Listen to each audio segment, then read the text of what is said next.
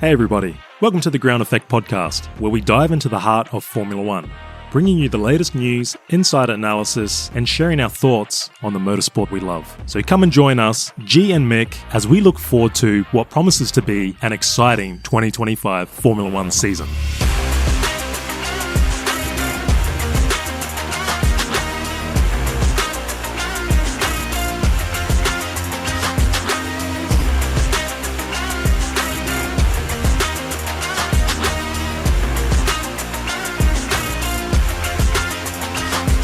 Hey everybody! So, not even the end of March and we've already got the big news and the first driver swap of the season. Crazy stuff. Red Bull just doing Red Bull things, and joined back in the studio, finally from his holiday from Australia. Mick, big news, huh? Yeah, I guess expected if you go by all the rumours. Good to be back. Yeah, plenty to talk about today. Yeah, so they finally made the change and it's been a few days now and I think everything's settled down since the announcement, but crazy times. I mean, you give a guy 2 races. Insanity, in my opinion. Yeah, I mean, it's bullshit, man. Going to Japan, a track that he knows, could have at least given him another shot. Give him these next 3 races at least. And I think after that, then you make your decision. I think it's too early. My opinion, from the outside looking in, it just looks like a massive PR stunt. PR stunt? Well, yeah, there'll be a lot of speculation around everything. But yeah, I agree. I mean, look, Japan, he's raced there before, Super Formula, and then the following race after that is Bahrain. So, I mean, he had some testing there, obviously in preseason. Yeah, I think it's a little early, but yeah, there's probably bigger things at play. Yeah, 100%. I think a lot to look at. You know, the first question is what happens to Yuki if he fails, which I think he's going to. They've had 5 drivers in that car since Daniel Ricciardo left, and none of them have been able to perform. Why bring Yuki in now? Japanese Grand Prix next weekend. Good for Honda. Exactly. And if the rumours are true, Yuki's had that Honda backing from day one, and apparently they're willing to throw millions into the pot for him to get the seat next to Matt. Well, the rumour was, before they made the initial decision on Liam taking the role for 2025, apparently Honda offered, $10 million? If the rumours are true, Red Bull went back to ask if that offer was still on the table, and apparently it is or was. So, yeah, who knows? I mean, it's business, right? Is this an excuse for Red Bull if Yuki fails to let him go? But if they're going to let him go, you're talking like, it can't be, I mean, surely it can't be mid-season, but I mean, end of the season. I mean, we know that Honda's tie-up with Red Bull finishes, right? But look, the powertrains for next year are going to be Red Bull badge, right? Yeah, I think they're going under tag with Ford technical tie-up. Okay, but when does Ford come in full-time as the engine power unit? Like, as in, like, this is powered by Ford? I believe 2028. Because apparently they're still using, the deal with Honda was for next year, they're still going to use essentially like the Honda facilities and whatnot, right? Or have they built? So Red Bull have built their own engine department at the factory. Red Bull bought all the IP Honda's engines. So basically... Yeah, so taking the tech, essentially. Yeah, taking all the technical from Honda, and they've bought all the remaining engines and parts from Honda, and they'll bring them over and then develop and use them from there. So I wonder how much of this promotion of Yuki, if there's any correlation with that deal or like potentially bettering that deal for next year or... Yeah, I mean, this is the thing, right? There's so many questions, man. Because it just seems very sudden after 2 races. I could understand maybe giving them, we've got a triple header coming up after that triple header, then making the change, but after 2 races, man. Yeah.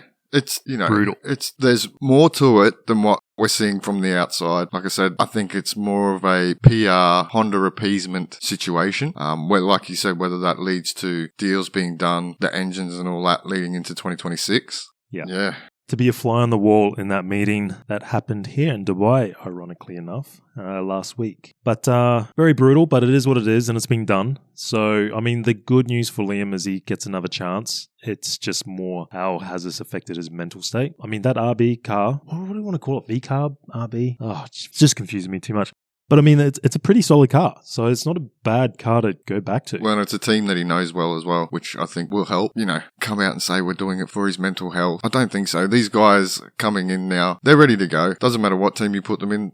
They're used to the pressure now. They understand it. I think it will be good for Liam. And I think he's just got to look at like drivers like Pierre and Albon who have had the same sort of thing. Yeah. They've still gone on to have really good careers and doing a decent job. So I don't really think it'll be too much pressure. I think they're ready for that. And I don't really think it was the pressure of being in the big team. The issue was that car is so hard to drive. It's so sharp that, on turning, the thing wants to let go. And as a racing driver, if you don't have that right balance, you don't have the confidence. Yeah, well, Max has come out and he's supported that. He said it's a tricky car to get a handle of, and it's such a small window to get into to extract performance out of it. And if you look at Liam's performance, I just think it was just such a... he came into Melbourne, tough gig, first race, never raced on the track. P3 was compromised, as we know, power unit issue, if I remember correctly. Probably compromises qualifying a bit there. Now, granted, he wasn't really up to Max's pace over any of the practice sessions, but then he comes to the race and they've thrown a new rear wing on it and started from pit lane, mixed conditions, doesn't do great, crashes out. But you think about that, it's like they've just thrown a new rear wing on it. They've probably changed the balance of the car and you're basically haven't had any laps with that particular setup and you're just thrown straight into those mixed conditions. Tough gig, all right? Then come China, you've got one practice session and then straight into sprint qualifying. Okay, fair enough, he didn't do that great, but in the sprint race, he was able to, fight through a bit of the field, had a good little battle and scrap there with Doohan. Did all right considering all things. Yes, had another bad qualifying session, but again, in the race, they change his suspension geometry or setup, starts from pit lane again. So it's like a car going into a race that has changed setup-wise, throwing a Hail Mary again, and just doesn't do that well. So harsh, in my opinion. Yeah, no, I agree 100%. So that begs the question. So you look at someone like Kimi and even Isaac Hadjar, right? They did quite a bit of testing in an old car prior to them going into the team. Do you think that not having that same sort of, I wouldn't call it an opportunity, but having that same chance, say maybe Liam spending 6 months driving an older version of that car before he got thrown into the big team? Nowadays, with the regulations, they only have 3 days to get used to the car. So then you look at someone like Kimi, he did something like... Wasn't it like 10,000 kilometers or something in, I think, 2022 or 2023 Mercedes? Yeah, because I think the car only has to be like a minimum of 2 years old. Yeah, and we know for a long time, that Red Bull had essentially the same characteristics for a while. So, yeah, you would have thought Red Bull would have given him way more opportunity to drive that older car. Because, yeah, when you look at the way Toto has brought in Kimi and what they did for him from a driver experience program, it's far more extensive than what Liam got. But yeah, it's a tricky one. Again, even what I mentioned with the races, Liam still needed to perform in qualifying and he didn't do that. And he was quite a long way off the pace from Max. But yeah, after 2 races, it's just... Is Yuki going to be any better? I don't think so. Well, if Yuki doesn't, they've basically come out, and it's really sort of ironic because they're talking about now developing the car and they want a more experienced driver. You got to remember Yuki's in his 5th year now, so there's really no excuses. What excuse can you use for him if he doesn't perform? Exactly. Then what happens to him? Where does he go? Because then they're saying Liam is the future of the team. Yeah. So you're not going to... If Yuki fails, you're not going to go, oh, Liam, you're out. Hadjar, you're out. Yeah, it's crazy because if anything, I would say Yuki is under the most pressure out of the 2 drivers. Liam can just float back into the RBV car, whatever we want to call it, into the sister team, and all his job is to slot in and consistently beat Hadjar. Yuki now needs to prove that as a 5th year driver, he can come into that team, hang with Max, and help develop the car. And if he can't, then what have they done to Yuki? Well, this is what I was saying before. I think they've sort of killed 2 birds with 1 stone. Yes, you appease Honda's home race. Hopefully Yuki can do a good job. But if he doesn't, how long do they give Yuki? I'd say now they've got themselves stuck to a point where Yuki has to stay in that car for the rest of the year, right? Yeah, who else do you bring in? You don't promote Hadjar. Who knows? It's Red Bull, mate. It's just Red Bull things, man. It's so all over the shop. And just sort of the way that they've been coming out with their statements, it just doesn't make a whole lot of sense. And that's the thing. It will be embarrassing if Liam outqualifies Yuki in Suzuka. That's a possibility. And then what from there? So, and then, yeah, if Yuki has 2 or 3 bad races in relation to Max's times or whatever, then yeah, what's the public going to say then? And also, what does Max think of this whole thing? Well, that's the thing. The rumors are he's pretty disgruntled with it. I mean, it's hard to know exactly because, there's just always rumors coming out of the paddock. Plenty of clickbait as well online. But yeah, I mean, he clearly he wants stability in the team. Well, he needs it. And I mean, it's interesting the things he's saying, because a lot of the things he's saying, it's almost like he's come out in support of Liam by saying, yeah, this car is notoriously hard to drive. Like, I mean, it's not great. He's liked a few posts on social media, particularly the one that Guido van der Garde put out, sort of in support of Liam. So it's sort of interesting in that aspect. And yeah, like the rumors have come out that he wanted Liam to stay there and they've essentially gone against his wishes. Yeah, I don't think for Max it's so much because everyone's going, if the car's not great, he's going to leave. Okay, that's one point. But I think for Max, it's more the unrest within Red Bull and making these rash decisions. Like, how do you get it wrong? How can you put Liam in the car? Like, why didn't you put Yuki in the car straight away? If they were all about development of the car, like, why didn't they use the experienced driver in Yuki? Exactly. Like, that's the whole thing. Like, they go, we want to develop the car. We need an experienced driver. Well, why didn't you do that 2 months ago and, bring Yuki through? Save yourself looking like a pack of fucking idiots. The whole thing. Like, even if you look at last year with Sergio, Sergio started off relatively well, started to drop off. And then they gave him the extra contract, right? Yeah. Like, whoever's making these decisions, it's bonkers, man. Yeah, it's ridiculous. Like, it's a clown show. Like, we all, laugh at the memes of, the Ferrari pit crew. Like clowns. But when you look at from a management perspective, oh my God, Red Bull, you are winning that championship. You are winning the clown show. Yeah, exactly. I think there's something they've got to look at. I believe that's why Newey left, was the internal power struggle. Because there is one going on there clearly. Yeah. And it's like someone makes a decision rather than a collective decision. It's like, okay, we'll make that decision. But then when it goes wrong, it's somebody else's fault. Yeah, well, it all seems to be obviously Matisic passes away. There seems to be some power struggle there. We saw the beginning of last year with Horner and, the hornbag messages. The hornbag messages and leaks and, mate, I don't know. The clown show continues.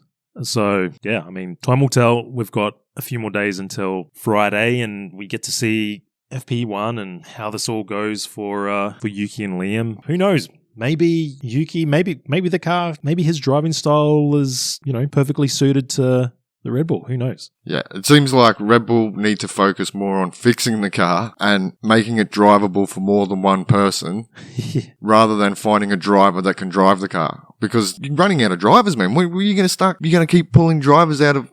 They've got... What's that young kid's name? Well, Lindblad is there. So Lindblad's next, but you're not going to pull him straight out and put him in the big team, are you?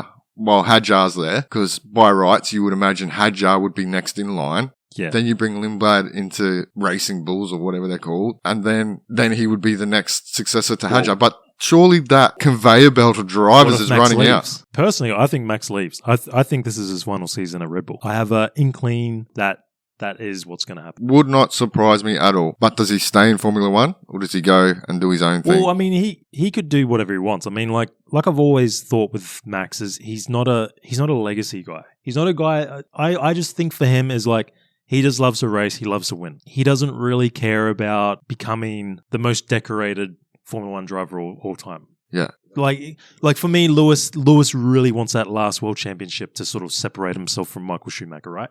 And I think Lewis, for him, he's more of a legacy guy. He wants to leave that legacy. Whereas for me, Max is just like, I don't care about the bullshit. I don't care about the drive to survive shit. I don't care about being the celebrity and all that bullshit that goes around Formula One. I just want to race, have fun, win races. Yeah, no, exactly. So he could easily leave F1 and you might see him doing endurance racing, GT cars. I don't know. You see him at the N24, like, that's the type of guy he is, right? Like, he will just want to race in anything he can. Yeah. He might take a sabbatical and go and do that and then come back. Maybe he does that. Or, if he goes somewhere, for me, it's potentially Aston Martin. And obviously the rumors are out there that Toto has been keen on him. But then it's a bit like, well, Toto, what do? You got George Russell that started off well. I think he'll relish in that leadership role that he's got now. And Kimi looks like he's getting the handle of things. So yeah, well, you can't blow smoke up Russell's ass and then sorry, we're going to turf you out because we want Max. Yeah, I think looking at it, like you said, everyone's thinking Mercedes, but Aston Martin would there's probably be the best the bet. connection there, obviously, with Newey. With Newey, yeah. Being affiliated, they were with Red Bull for quite a long time. Mate, this is what I think Max does. He takes a sabbatical, right? Takes a year off, and then he watches the progress for the 2026 season and how Newey's influence on that Aston Martin team, and then decides if that looks competitive for 2027, he's in that seat. Because how long's Alonso got left on his seat, on his contract, sorry? I thought it was only one more year. Yeah, so it would make sense for him to take a sabbatical, spend time with his newborn that's on the way. Yeah. With PK and the Red Bull Junior team. Yeah. Bit of sim racing. Because you got to remember, he's still super young and he's been in the sport since 2015? Yeah. It's 10 years, man. And he can go and do whatever he wants. And he could come straight back into Formula One anytime he wants. So what does Liam need to do? He just needs to beat Hadjar. That's really it. It doesn't matter what Tsunoda does. Realistically, he just needs to block Tsunoda out. Tsunoda can become a success at Red Bull, do well. It doesn't matter. All he needs to do is focus on himself. His battle now is purely with Hadjar, and as a guy that is a little bit more experienced, he needs to sort of lead that team. He can't get into a position where Hadjar starts out-qualifying, outperforming him, and then they start looking to Hadjar as this is the future. Does Liam have an opportunity to get back into the big team, or do you think this is it now? He's really just driving and proving himself that he belongs in Formula One. Doesn't matter with any team. Look, I think they still rate him. They had to have rated him to promote him ahead of Yuki, and I still think that they feel his ceiling is higher and his future, there's more future potential there. He's a good racer, man. He's elbows out. He doesn't mind getting into the thick of the action. We've seen it. He'll bump wheels. Yeah, he's going to make a few mistakes now and then, but most young drivers do that are aggressive. But yeah, I think he just needs to go away, consistently beat Hadjar, put in some good build that confidence back up and just prove that, he belongs in the sport. He's not, this hasn't shattered his confidence, basically. So you could see him possibly going back to Red Bull. I think especially, why not? The rumors were, think of it like this. Rumors came out a couple of days ago that apparently last year Red Bull was looking into bringing Alex Albon back into Red Bull. Now that's a possibility because, Albon's sort of gone away and he's done pretty well. I think we've discussed it in previous episodes where we always thought, well, maybe he looks better because he's had, no disrespect to these guys, but Latifi and Sargent next to him. And we sort of thought this year was going to be a big year for him because now he's got Sainz next to him. And obviously, so far, so good for Albon. Still too early to say, but if they were prepared to bring Albon back, if it's true, why not Liam? Would Albon go back though? Knowing what that car's like and his past experience. Yeah, well, that's the thing, right? It would be a pretty tough decision because we know that Williams is a team that's on the up. So would you leave that comfort to go back into that crockpot that is Red Bull? Yeah, exactly. Well, there's a lot to think about. A lot of different opinions. Yeah, it'll be interesting. A couple of days away, and I guess we'll have the answers to everything. Yeah, well, this is the thing, right? We'll soon find out. It seems to be most people feel Yuki's going to sort of have the same problems, but look, it's Suzuka. I'm sure from that perspective, he'll do fine. He would have spent a lot of time there, no doubt. But yeah, come qualifying, that's going to be so interesting. Well, I guess a silver lining for Lawson is he's going back to a team that he knows. He's going to a track that he knows really well, where he's had past success in Super GT with Honda. Super Formula. Super Formula, sorry. Yeah. Super GT, that's the tin top racing, getting confused. So it's a real good opportunity for him to really have a really strong weekend. And that's the thing. You have a strong weekend, people are going to stop talking about it. Yeah. And then all the focus will shift to Yuki if Yuki has a shit weekend. Well, exactly. The pressure's on Yuki. Yeah, 100%. Liam just needs to see this as I'm going back, the pressure, realistically, he shouldn't feel too much pressure. It's just a matter of going back and just proving to people that this little 2-race cameo hasn't destroyed his confidence. And if he just comes back firing and, out-qualifies Hadjar, has a good race, solid performance, then, like you said, it's just no one will talk about it again, especially if Yuki struggles. Because then all the pressure's on Yuki because there's no excuse for him because with Liam, they could fall back on the inexperience. You can't do that with Yuki. Yeah, well, I think for Yuki, this is career-defining moment. Because if he fails, I don't see him staying in Formula One. Well, that's the thing. They pretty much in my eyes are going to keep Yuki in that seat for the rest of the year, despite what happens. And this is it. Like, I mean, you're either going to open yourself up for another seat next year with good performances, or, you know, if you do great, you stay with the top Red Bull team most likely. Otherwise, if you just fall away, get your confidence destroyed, get smoked by Max, that's it. Because it's kind of like, well, this is your 5th year, mate. Like, yeah, and I don't believe with Honda going to Aston don't care about Yuki. They don't want Lawrence Yuki. doesn't give a shit. Yeah, exactly. So that's what I mean. If it doesn't work for Yuki, I don't believe he will be in Formula One next year. Yeah, agree. So, but yeah, definitely a lot to think about, a lot to talk about. Definitely going to be the hot topic for the weekend, unfortunately. I think, you know, we should be talking about other things, but the Formula One circus. It's the Red Bull clown show, mate, all over again. Again, we haven't even finished the first month. Crazy. But that is what it is. Let's just find out what happens. I mean, we've got a few days, Japanese Grand Prix this weekend. Looking forward to it because it's just, it's going to be an absolute spectacle. Not to mention, I mean, it's a great racetrack, so we normally get good racing there. So looking forward to it. Yeah, it'll be interesting to see. So yeah, I'm sure we'll be discussing it more in our race preview. Until then, we'll catch you in the next one. Looking forward to it. Catch you all.